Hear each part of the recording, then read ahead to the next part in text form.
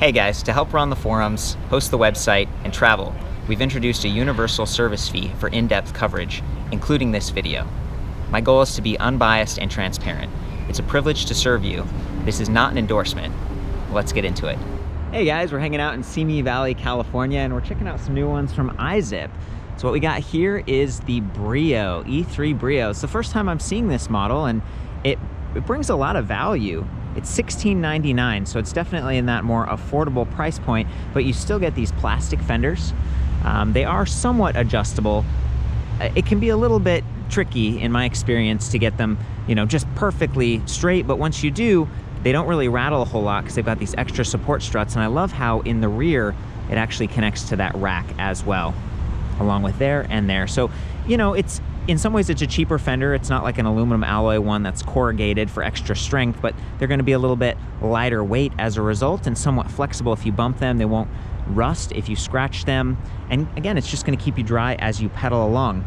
This rack isn't quite as custom or streamlined as some of the higher level, more expensive electric bikes, but it does have bungee loops. It's adjustable up and down, so you can kind of get that fender position right, and it supports up to 55 pounds or 25 kilograms right there. It's got that nice flat portion for a trunk bag on top, maybe panniers on the side with standard gauge tubing, and then we've got an integrated Fushan light, one LED, but a big reflective surface. We've got a Fushan headlight. You can see that it's mounted on that arch there of the suspension, so it might go up and down a little bit versus being sprung, positioned up here on the stem or the handlebars. That's the case with a lot of these. I guess it's kind of a more basic lighting system. You can even see the wires there. Those got bumped earlier, and they're kind of easy to take out. So just like that, I unplug them. So keep an eye on that. Try not to snag them. Once it's powered up, we'll see the lights. It's fairly bright out, but this headlight has a nice cut pattern on top, and it's designed to aim down, so hopefully you won't be blinding people. It's a little bit nicer, but I would still call this sort of an entry-level lighting kit. So you got the rack, you got the fenders, lights. That makes this what I would consider to be like a commuter bike, something that you could take around town. It's a hybrid design, meaning it's got these like semi-slick tires, but it's got suspension fork, so you're getting a little bit more comfort, an adjustable angle stem so you can bring your body position up and back, not locking, but ergonomic rubber grips to give you a little bit more comfort, natural hand feel, decent saddle, it's working pretty well, and then a 31.6 millimeter rigid seat post. You could always swap that out with a suspension seat post to give yourself more of a full suspension feel. That's nice. And then they've even got bottle cage bosses down here. That's something I look for, I really appreciate. And I love the way they've stepped the battery mount down a little bit, so it brings it closer, gives you a little bit more space here for a bottle cage. I have seen these bottle cages that allow you to pull from the side versus forward, and that might be a good choice here just because of where that's positioned. And let's say that you're okay with this rack, but maybe you change it at some point, or you don't like the fender. I love that they've even got rack bosses here, so you can kind of customize this a little bit if you wanted to. Yeah, so if we look at this frame, we're looking at the medium size. It's 18-inch, but they also have a 20-inch. So if you're someone who's a little bit taller, that's a good option to explore. But you can see that top tube is slanted, so it's going to give you a little bit of a lower standover height, make this bike a little bit more approachable. And then we've got these Kenda tires here. I'm not seeing like puncture-resistant feedback, but they're 700 by 45C, a little bit wider, a little bit more comfort as a result, maybe some more stability as well. And then that suspension fork, it's pretty basic, SR Suntour NEX, but I like that it matches the black frame. I like that many of the wires are internally routed. The bike looks pretty clean. It's got a nice rear-mounted kickstand, adjustable length, and they've even got this little neoprene wire binder here just to keep everything clear.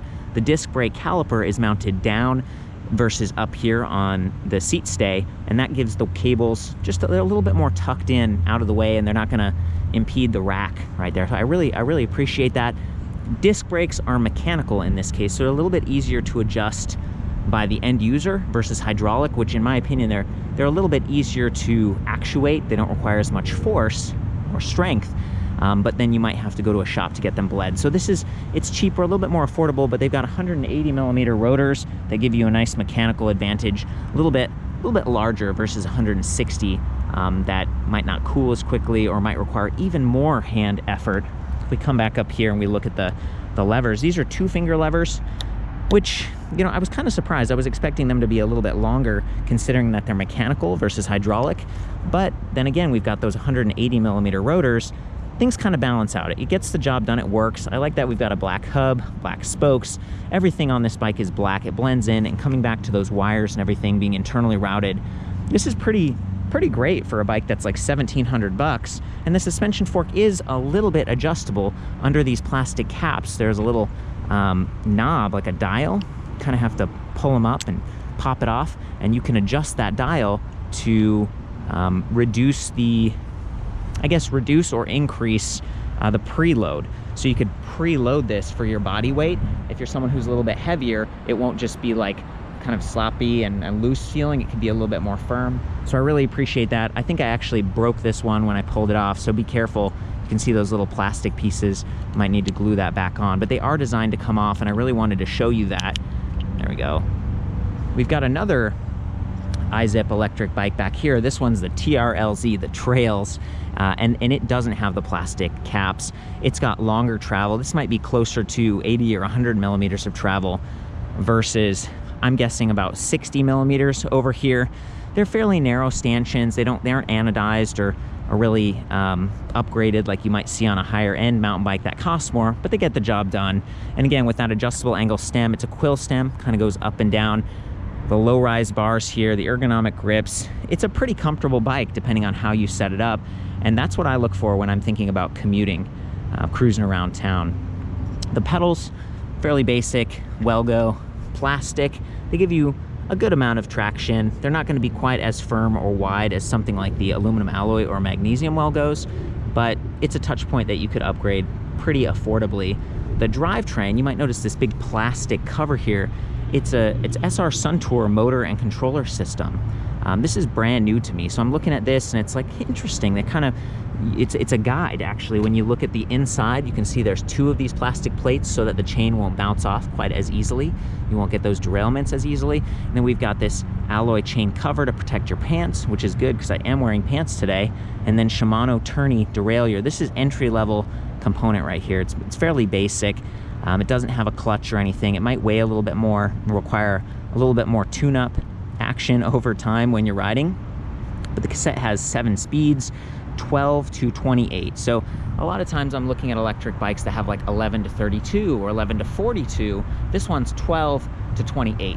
So the range it's not quite as wide, which means climbing isn't going to be quite as easy. You don't have that really big gear that gives you leverage, and then reaching and maintaining those higher top speeds might not be quite as comfortable. You might be pedaling a little bit faster, but 12 isn't that much different than 11. So it's like, you know, that kind of gets the job done, and they're really trying to hit that price point. I do like that they've got a plastic slap guard sticker there on the right chainstay. If we come up here, they've got trigger shifters with a little window. That's definitely my preference compared to a big thumb shifter. And this is a class 1 electric bike, meaning it doesn't have a throttle or anything. So it's the kind of e-bike that you could take out onto some dirt trails where they allow class 1 and be okay with it. In a lot of ways, this is pretty comparable to some of the other online only, like maybe a Rad Power bikes or something like that. They're priced fairly similarly, but it's not offering quite as much power from the motor. This one's rated at, it's kind of like a 250 to 400 watt output, but 60 newton meters of torque. Not bad. It's fairly lightweight though. This bike with all the fenders and everything is about 55 pounds. That's not bad. That's really not bad when a lot of these other bikes are 60 plus. You know, if you look at an internally geared motor, which we've got here, they tend to be lighter and more compact because they're using gears to sort of step down the speed and give you like that torquey, zippy feel. If you compare this to a gearless motor, you're going to get a little bit of magnetic drag on those. You're going to get more weight. It's just some trade-offs, and this one's actually fairly dynamic in how it responds to you. Up here at the bottom bracket, it's sensing your pedal speed and your pedal torque, and then back here it's sensing like wheel speed. So it's combining several factors or signals to give you a ride that is more natural feeling. At the lower levels of assist and at the slower speeds, in some ways it feels kind of like a little bit surgy, like as you pedal. But once you start getting some movement and you're pedaling with a little bit more of a natural feel, it starts to feel more natural, right? Like this is the first time I'm checking out this drive system, and it's different, it's unique, but it's working pretty well, and it's a little bit more natural maybe than a cadence sensor, which would just be some magnets right here and they would send an on-off signal. This one's sending on-off plus how much, and so it's matching your natural pedal motion and force. So that's cool. You know, SR Suntour, they're the guys that they've made derailleurs and stuff in the past. They've also made the suspension fork up here. Seems like a good value option, but they do have some higher end stuff. They seem to offer pretty good quality. The battery pack right there, let me see if I got the key in my pocket. I like that they position it low and center on the frame. A lot of the other more affordable bikes, they'll have like rear rack batteries, and it's just not quite as balanced or natural feeling. So we insert the key there and turn it like that. It is sprung, so that's kind of nice. We turn it and then it tips out to the right side. Try to do this with one hand. There it is. Got it unlocked. Coming out on the right side of the bike is kind of nice, because a lot of times if you are going to lay your bike down, if it didn't have a kickstand, you lay it on the non-drive side. You want to protect the derailleur. So this was thoughtful. I've seen some other, like the Shimano battery pack, it comes out from the left side. So I feel like, you know, Suntour, IZIP did a good job designing this pack. It's about 5.5 pounds. There we go. It's sort of got a little lip at the top. There's a charging port right there, so you can charge it on or off the bike. 1.1 pounds on this charger. It only puts out 2 amps, so it's not like the world's fastest charger, but it's fairly portable if you got a trunk bag or something. And you don't have to have like a dongle. 36 volts, 11.6 amp hours for a total of 417.6 watt hours. Not the highest capacity battery pack, but again, fairly lightweight, easy to charge on or off the bike, and it's going to do pretty well with that more efficient motor system that we talked about. Torque sensing, that requires you to engage a little bit more. It's not just doing all the work for you. It's not the throttle. So I think you actually still could get decent range on this, even though it seems like a smaller battery pack in some ways. Lining it up can be a little bit tricky. You really want to set that piece in there intentionally like that, and then come up here. Let's see, we'll get this. There it is. There we go, and it clicks in. Excellent. Feeling good about that. TKM key, just, I don't know, off-brand locking cylinder. I think that's a good overview. So it's a 36 volt system, you know, the motor, hub motor, battery. The bike was fairly evenly weighted when we lifted it up to weigh it earlier. The mechanical disc brakes and everything. The bell, gotta love that. And then the display panel right here. So you can see the SR Suntour branding, HESC. We'll go ahead and turn it on. So we press power, and it's kind of a, yeah, there we go. See how it's like these red LEDs, and you've got speed in miles per hour, no kilometers per hour on this one. Battery capacity, there's 3 dots, so it's 33.33333%, which is a little bit, it leaves something to be desired. There's no range estimate or anything. And then down here we have 3 levels of assist, and right now it's in standard. We could go down to eco to be a little bit more efficient, or up to high. And then lights. So lights is kind of cool. See, I just pressed it and it turned the light off for daytime mode, and this actually got even brighter. We turn the lights on and it dims, so that's nice. They're trying to kind of reduce distraction, I think, for you. You know, that's even in the dim mode, I think it's going to be kind of bright. I'm going to take you over here to sort of show you what this looks like in the shade. So see that?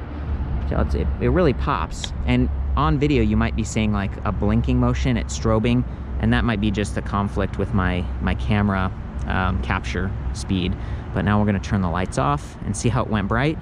Lights on, off, on. So, you know, it's reachable. It seems fairly well sealed. My favorite part about the display is actually that it has this full-size USB Type A charging port on the right-hand side. Look at that.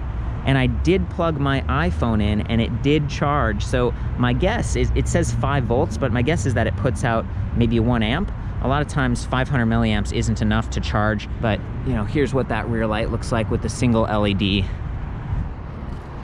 And there's that headlight up in the front. So it's nice. This bike checks a lot of boxes. Some of the parts are a little bit more cheap or kind of basic with the pedals and stuff, but the price point is you know, it's pretty impressive.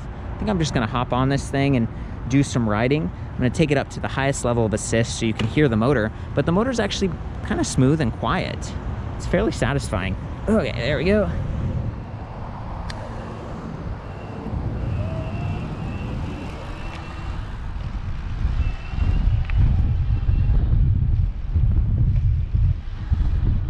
There we go. You can see how fast we're going. About 16 miles per hour there. Braking with that 180 millimeter mechanical disc brake. Actually working pretty well. You know, I am using 3 fingers just to get a little bit more power. The back brake. Sometimes these back brakes take a little bit more hand effort because the cable has to go all the way back there, versus the front brake. It's fairly short. I'm seeing press fit right there for the cable interface. It's not threaded, doesn't have like the little water resistant washer. Oh, and we did a kind of a hard turn, and you can see the cables there, the wires plugging into that headlight came undone. They were doing like a photo shoot with this bike before I hopped on, so they might be a little bit looser than the one that you get if you go into a store. Okay guys, from here you can see the 42 tooth chainring up front with that nice plastic guide. It's going to keep my pants from getting snagged and greasy. We've got that aluminum alloy cover, lightweight, minimalist. Again, this is about 55 pounds for this bike.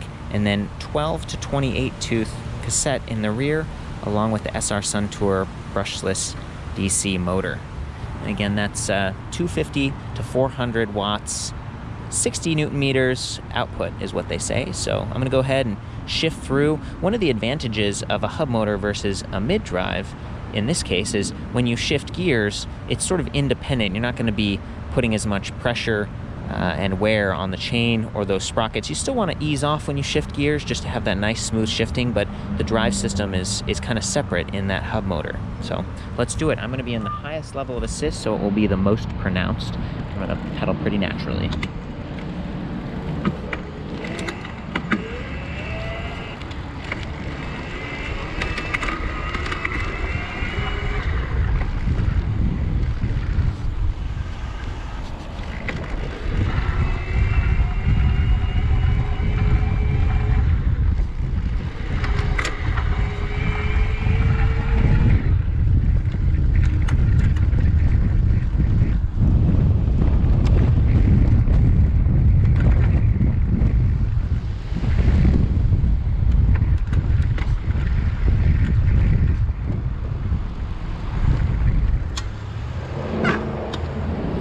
Good stuff. It worked out. Felt pretty smooth, shifted well. Okay guys, we got Chris on the Brio. Wanted to give you a third-person perspective on this bike. He's looking good, size medium. Do it. Go for it, buddy.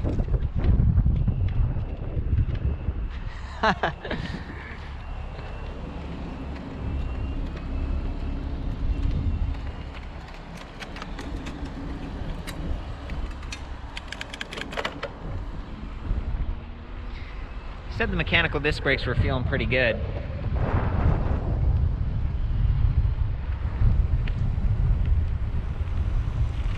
Oh yeah, I got the trails here. Again, this is the kind of the mid-step frame. Sounds like both of these come in the 2 different frame styles. So the Brio comes in a high step and a step through, and we can see that over here with the trails. See how there's this step through tubing? I would call this more of a mid step. It's not quite as low as like some of the Wave frames. We don't have one on hand, but it would look like this only with the fenders, the rack, the lights and everything. So 18 and 20 on the high step and 16 and 18 on the step through. And again, we'll be reviewing the trails separately, but it's nice that they give you those options if you're someone who's struggling to get your leg over. And you can see, you know, there's a little bit lower over here, and it just kind of changes the look of the bike a little bit. I don't, you know, maybe you're saving a couple inches, but that could make a real difference if you're someone with a shorter inseam. And again, now that we're inside, you can see the backlighting on this thing, how it goes bright when you turn off the headlight like that.